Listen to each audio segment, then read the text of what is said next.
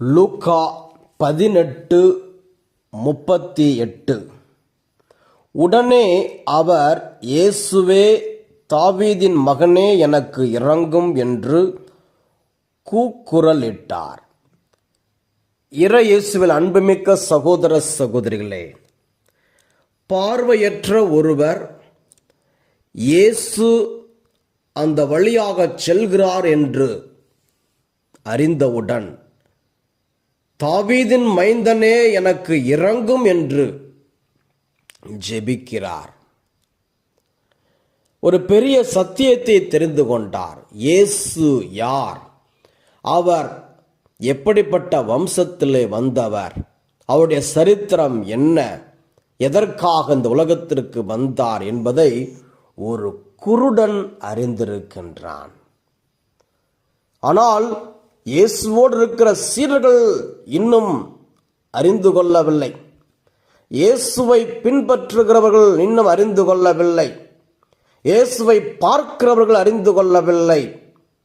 ஆனால் பார்க்க முடியாத ஒரு நபர், குருடன், அறிந்து வைத்திருக்கிறான். அதனால்தான் தாவீதின் மைந்தனே, எனக்கு இரங்கும் என்று ஜெபிக்கிறார். நாம் இயேசுவை அறிந்து வைத்திருக்கிறோமா? யோவான் 1:29 யோவான் சொல்லுகிறார், இதோ கடவுளின்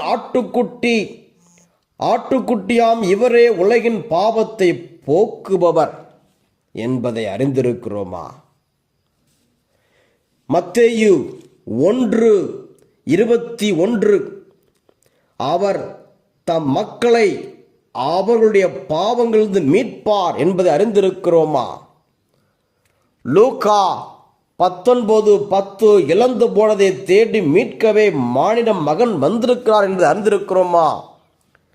இயேசுவே நல்ல ஆயன் என்பதை அறிந்திருக்கிறோமா?